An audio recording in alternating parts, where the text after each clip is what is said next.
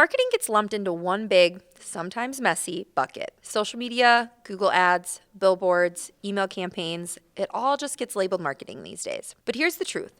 Not all marketing is created equal, and not all marketing is designed to do the same job. Some tactics are meant to make people aware you exist. They build recognition and trust over time. Other tactics are built to drive action, phone calls, form fills, booked appointments, and purchases. And if you don't understand which is which, you might find yourself frustrated, wondering why your boosted posts aren't turning into revenue. In this episode, we're breaking down the difference between brand awareness and lead generation, what each one actually does, when you need them, and how they work together. Because once you understand the role each plays, you stop guessing with your budget and start investing with intention. Welcome to Behind the Brand, the podcast for small business owners, solopreneurs, and aspiring entrepreneurs who are ready to start strong, stand out, and stay bold. Each week, we'll take you behind the scenes to explore what it takes to build a memorable brand and grow a successful business. Are you ready to get behind the brand? Let's dive in. Hello, Moxieverse. Welcome back to another episode of Behind the Brand. Taylor here, and as always, joined by Kelly Kane. Hello. It's just the two of us today. Just the two of us. I was just going to sing that. We can make it if we try. Just the two of us. You're too young to know that song. You and I. Okay, what is it from? The 70s? Yeah, early 80s. Yeah. Is that considered disco? Maybe. Sounds disco. Yacht rock. Yacht rock. Yeah, sure. Okay, wonderful. So, Kel, today we are going to talk mostly about lead generation. Yippee. No, I brought this up to you as a topic because I really do think that it's very important. Yes. It's very important, but I don't think you give yourself enough credit on how much you know about this topic. I think you're really knowledgeable in here. I feel like are you patting yourself on the back?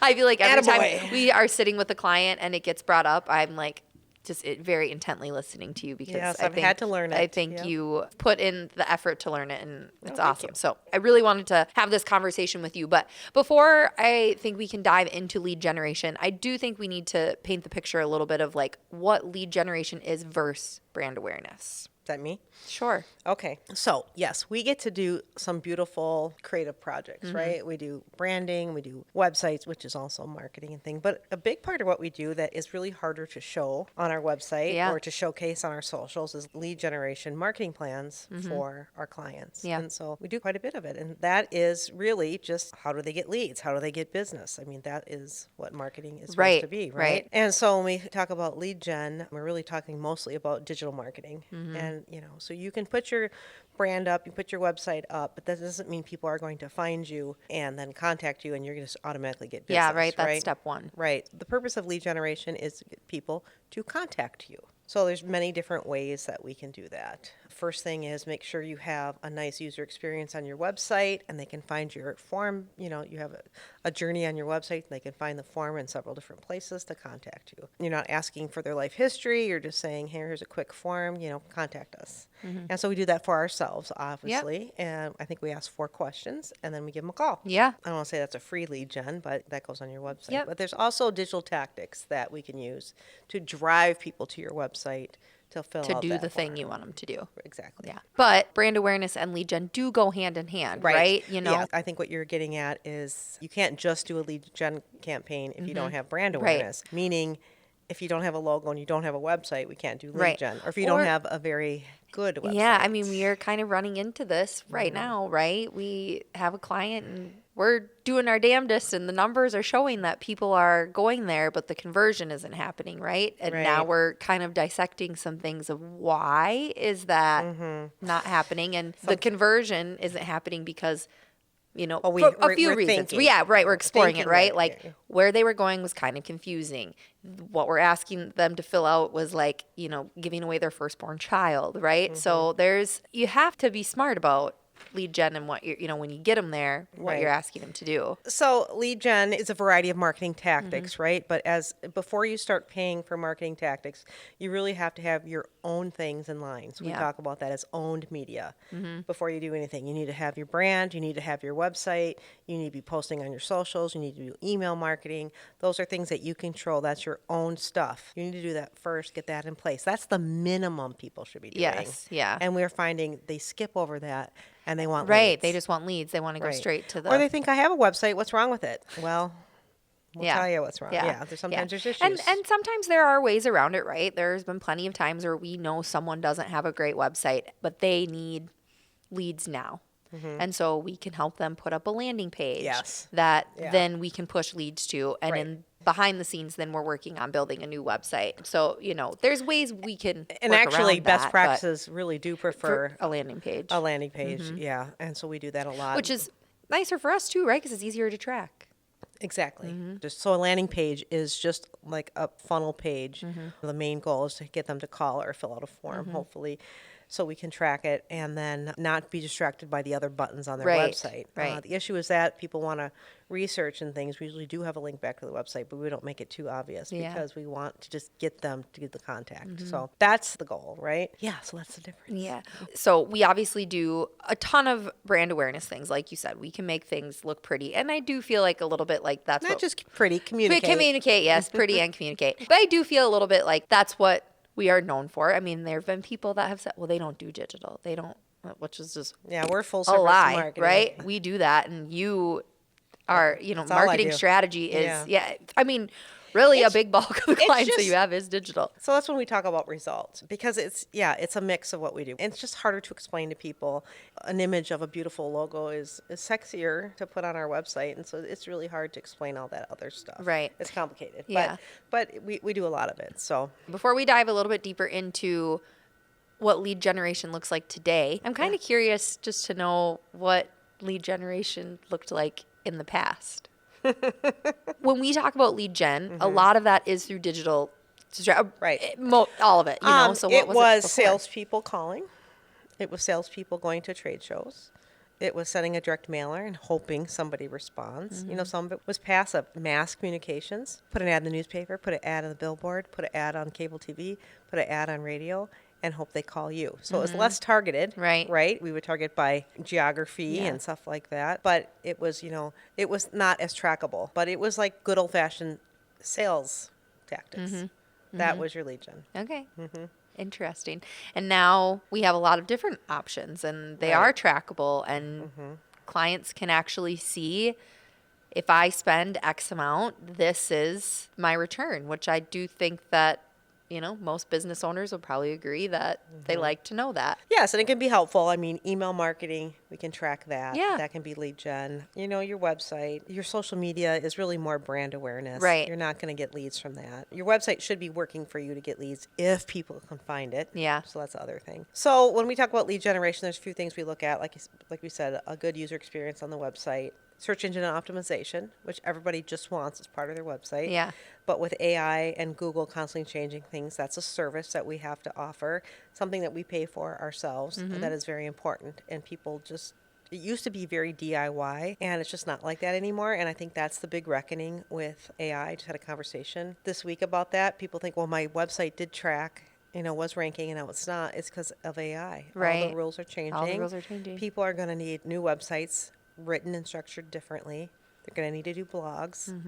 So content helps with lead gen. And but we're learning that too. We're having to completely shift how we podcasts, do websites. Content creation. All these things help you be found, but they're not actively going to result in a lead. So the most popular lead gen is search, or people call it Google ads. The problem with that is that Google has many different types of ads. Yeah. Now. So, or people call it PPC, or pay per click. We call it paid search because through our digital vendor partnership, we don't just do Google, we do Bing and Yahoo and Google. Yes. Okay, so it's paid search. But that is when it's a program for a group of keywords. It's not just one keyword, it's many variations of the keyword. It's phrasing. It's things that you want to be found for. And then when people search, you see that at the top where it says sponsored, right? You'll see a couple at the top, you might see a couple at the bottom. Back in the day, maybe you'd see some on the side. If it says sponsored, that's paid search. That's what we're looking for. It's a bidding process. So it's like, hey, I'm paying for this. How come I'm not coming up? Why aren't I number one? Or why aren't I up there all the time? Because it's a bidding process. You're bidding on the keywords, and that costs different for every industry. Yep. And that day, maybe your competitor wins that bid. Yep. Because maybe we want it to be efficient. So you're not going to win all the bids. Right. Even when we search our keywords, we're not always there. Right. And sometimes we're number two, not number one, which is not bad either, because sometimes number two looks better than being number one. But that's what it is. So it depends. The cost depends on your industry. Like we have some clients that it's highly competitive, like let's say roofing, it's $300 a lead. Yeah. Honestly, branding and websites are the two groups of keywords that we use. Yeah. Those are very competitive also. And so sometimes the strategy is to go after keywords that aren't as competitive, Yeah. but can get you the leads and get Yeah, your kind of adjacent. foot. Yeah. Yeah. Like, so some contractors might do like gutters because Yeah. it doesn't cost as much, but then they get them in the door. But that might not be the kind of lead you want. So Right. it just really depends. So it's obviously, it's a custom quote, depends, and we do a ton of research and a ton of research that Google gives us. And so what they do is they guess, or they don't guess, but they see how many people have done searches for this in the past. And based on that, they figure out what your budget should be Yeah. to be found. A lot of times that's more than what people want to spend, but that's the truth. And then you also say, do you need to do the whole state? Yeah. Even though you work with people, maybe, like we'll work with anybody Right, anywhere. right. But we're not going to pay Right. for the whole United And States. I think that's kind of cool. So I have a client right now that, was running search for 4 or 5 months, and their campaign is just kicking ass. The last month of it, they have 60 more leads than they had the previous month because it's just like fully efficient and optimized. Right. But they're talking about maybe cutting budget and whatnot. And so it was kind of cool because I worked with our digital partner and we were able to look at how can we use the same keywords, still be efficient and lower the budget. And it really came down to geo. And so we then were able to look at, okay, Where are the customers where are coming the from? customers coming from? And we were able to cut the geo back about, 15 miles and then target this one other little additional pocket that seemed like a lot of people were coming from. And I was like, That is cool. that was really interesting. Like, through the campaign and seeing, where the leads were coming, we were able to Yeah. give them something that was fully custom that hopefully will, still But turn you over wouldn't have had similar that leads. data if you wouldn't have tried what you tried. Right. So sometimes we cast a large Yep. net and then see what's working and then bring it down. So, I mean, that just goes to prove like what you think people are Yeah. searching for or you think where they're coming from might be totally opposite of what's happening or just not as much as you think, right?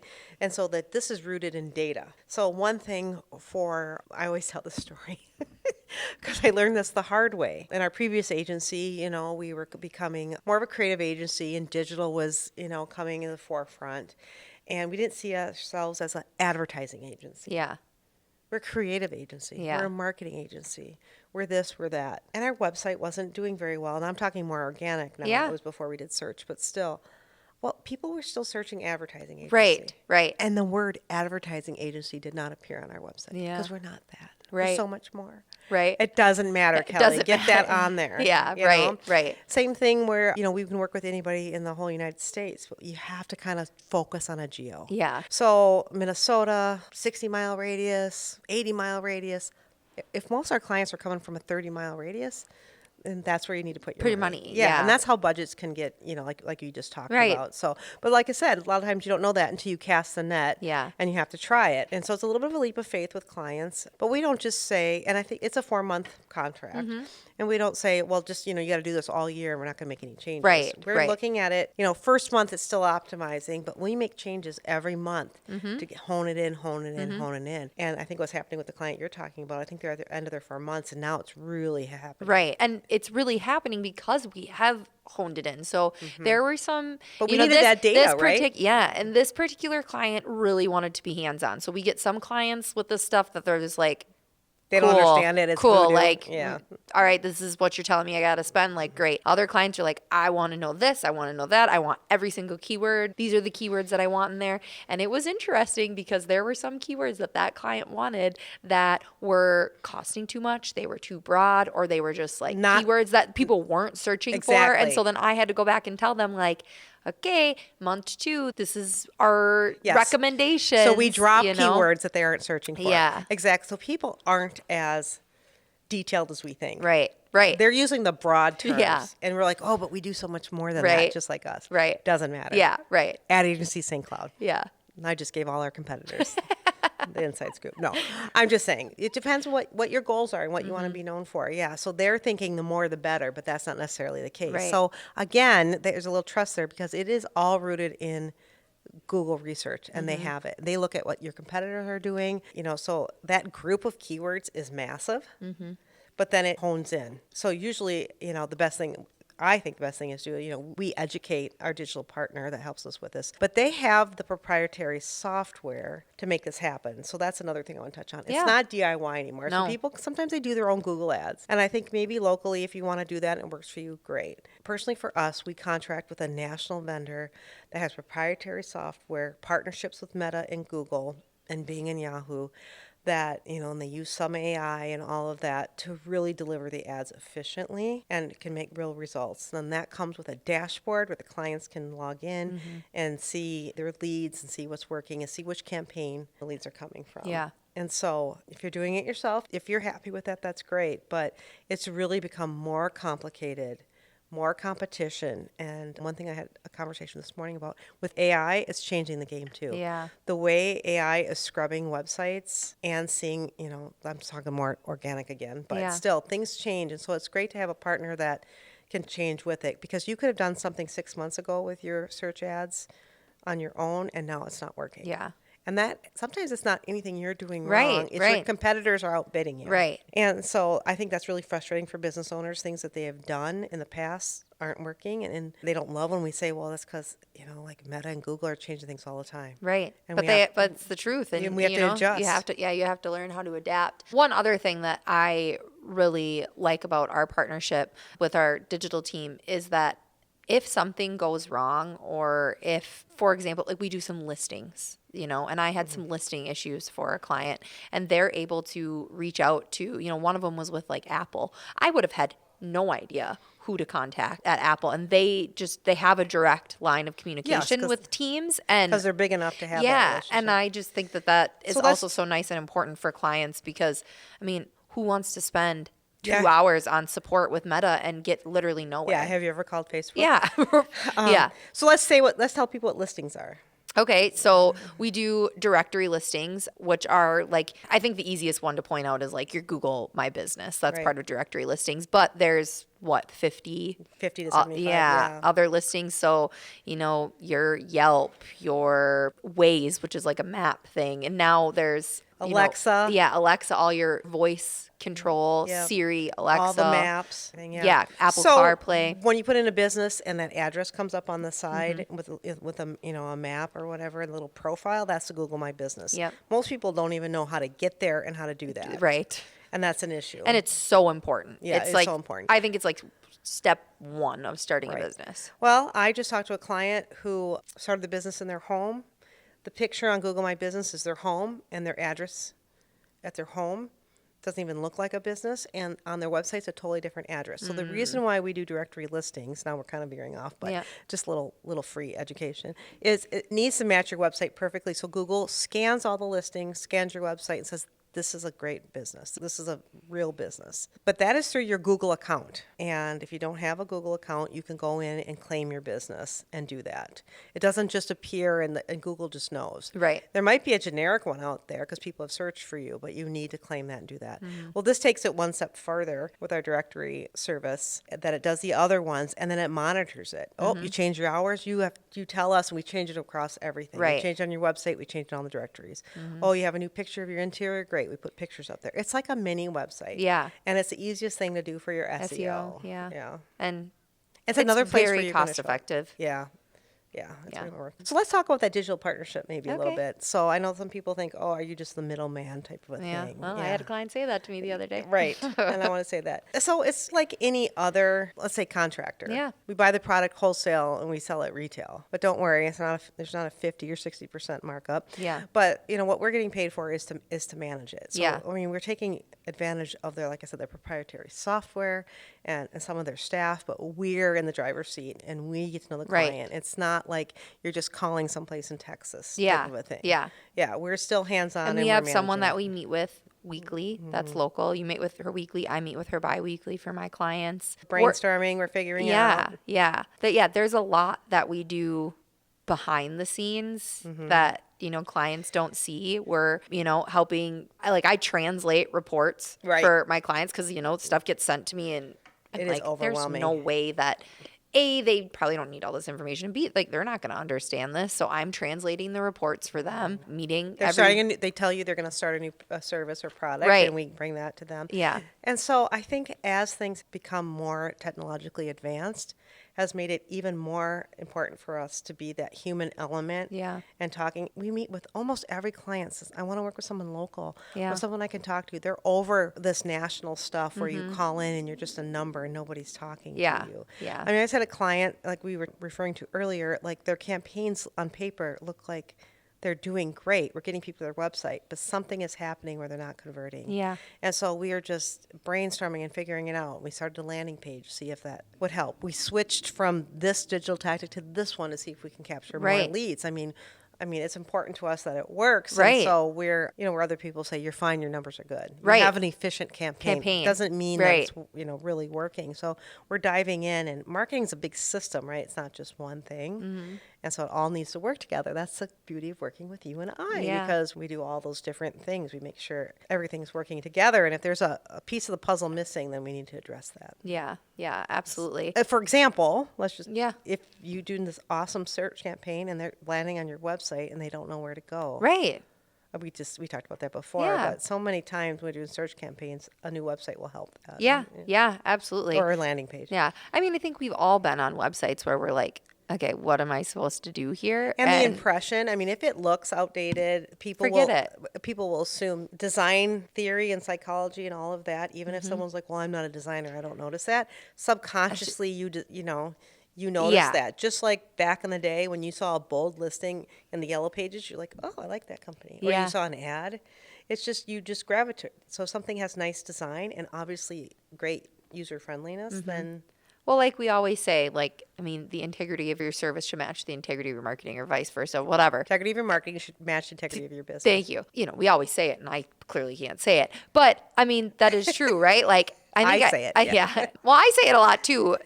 I feel like I'm saying it constantly in my networking group because, if you go to a website that looks like crap, you're But going you- to assume that Right. their product or their service is, not up to par. It's going to happen. Yeah, like I said, subconsciously Yeah. even. Yeah. Where are some, I know we've touched on a few things, obviously not optimizing your website for conversion and whatever, but what are some other ways that you feel like maybe businesses go wrong when it comes to lead generation? I think not being clear who their customer is, right? They think this is my customer when it's, not knowing their customer data, I guess. Where are they coming from? Anything, geography, demographics, is it male, female? Even like a guy industry, Right. let's just say roofing again. Right. The women are calling. Right. Not the men. Right. Doesn't mean we're just going to target women, but we can show results where it skews women. Right. And women they do most of the purchasing, things like that. So I think maybe they go wrong by not trusting us to use the research and to give it a couple months for us to adjust it Yeah. and find that sweet spot. Yeah. And and that can definitely be hard. I think when it comes to just agencies in general, I think that people get a little gun shy about it because they've probably heard it Every needs pitch. to optimize. Yeah, It needs just to wait. just get, and nobody wants to hear that. And nobody wants to that's- spend that money and just have it do nothing. Right. And they want that guarantee. Well, I'll spend it if it can make me money. Yeah. And we, that's uncomfortable because we don't want to promise results. Right.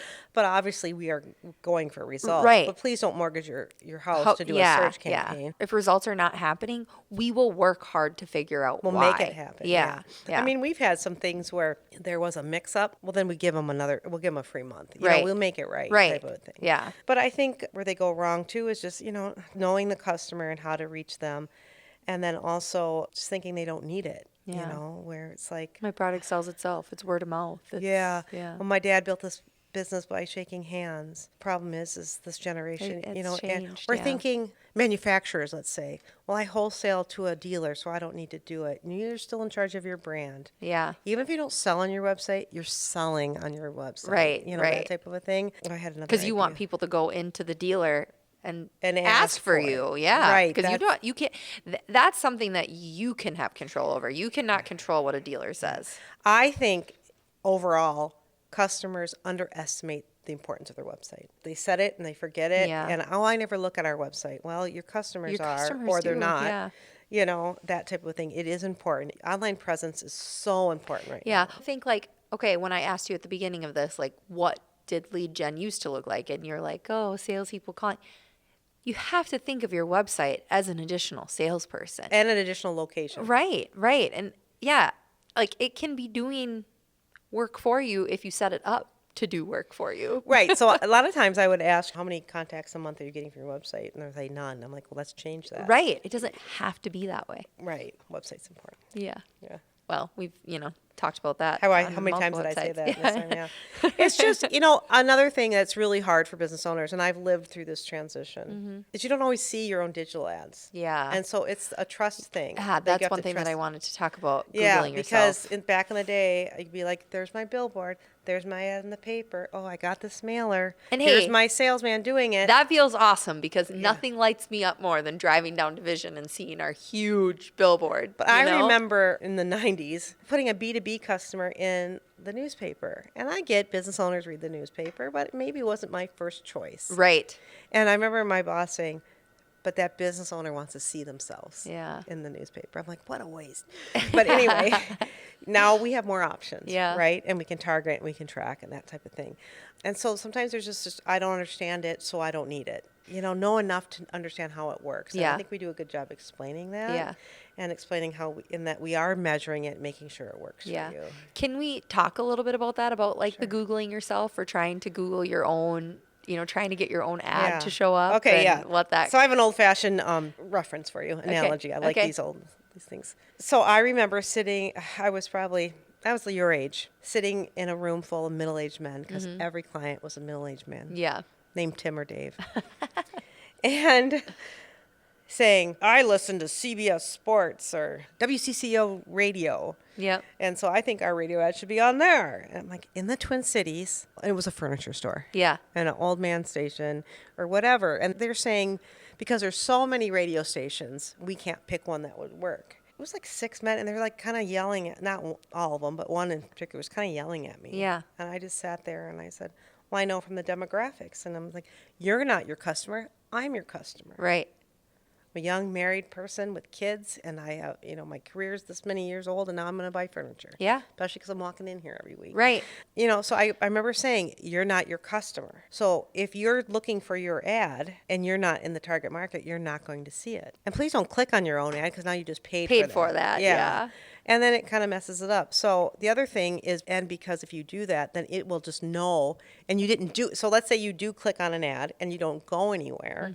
You just wanted to see your ad. Then That tells Google that it wasn't relevant. Right. It says you're not the good customer, so now you're not going to see it again. Well, I used to see my ads and now I don't. And so it's a trust thing. We like to show Yeah. them. We show them proofs, and then we have that dashboard where we can show them results, right? The results, I think, speak for themselves. Once there's results, people aren't worried about it. And like I said, certain industries cost so much per lead. So it depends. Like, right, we were talking about this. If you're selling a $200 product, but your search ad would, cost way more than that per lead, then maybe that's not a great use of Yeah. your dollars type of a thing. So. Yeah. It's so interesting. And I remember, was it 2 years ago now? Sitting with you and you're like, this year I want you to Learn take digital. on, take on, more digital and learn that. And I was like, oh my God, this is not what I want to do. But now that I am having, my own clients that I've formed relationships with and really grown their business and what we, Yeah. help them You with. can see how it works. It is really exciting for me because I've worked, I have a couple clients where it's like, we have done all of these really awesome things to make this incredible foundation. Like you have the brand in place, you have the website in place, you have the owned things. They're all working and rocking. But now we need business. Yeah, now you need more. And so we can layer this on top of it. And it's really cool to see how that can come together and play out and actually make a difference. Right. So we call ourselves a creative agency. Yeah. But we're not. I No. mean, we are a creative Yeah. agency and a marketing Right, agency. right. Because sometimes people do one or the other. Yeah. And Well, we creative re- doesn't just mean art. Creative means creative strategy. No, but in the I know, traditional I sense, know. a creative agency would give you the That's- assets to do yeah, it yourself. Do it yourself, yeah. Or you'd have to work with a media placement company. Yeah. But because I have that marketing background, so I always say we're a marketing consultancy backed by a kick-ass award-winning creative team. Yeah. I mean, and that is what We we're doing. are, yeah. That's what we're doing. Yeah. It's We fun. rock, yeah. We rock. We're the best. Well, maybe cut that, Abby. We try. We try. really try for our clients. We do. Yeah, We yeah. do. And I will just, I really just want to give you kudos, especially, because I'm seeing it in real time with one of our clients that we've mentioned. Like, it's just the numbers look good, but what's happening after does not look good. And you are just working your tail off to make it better and figure out why this is happening. And I think that just goes to show how much you care about your clients. It's not just about Yeah. cutting the check at the end of the day. We win when they win. And, so you Right. just give a lot of heart and soul to that. Well, thank It's you. awesome. Yeah. Yeah. Yeah. Happy to learn from you. All right. Any final thoughts? No, I'm exhausted. That was a lot. That was a lot, but you did great. Oh, Like I thank said, you. you know a lot about it. I sure do. All right, wonderful. Well, if anything we said today struck you about lead gen and you're thinking, I need more business, you know who to call. I'll Taylor. Call Kelly. All right, see you next week on Behind the Brand. Thanks for tuning in to this week's episode of Behind the Brand. If you liked this episode, share it with a friend. If you didn't, share it with an enemy. And make sure to leave us a 5-star review. To stay connected, follow us at the links in the show notes below.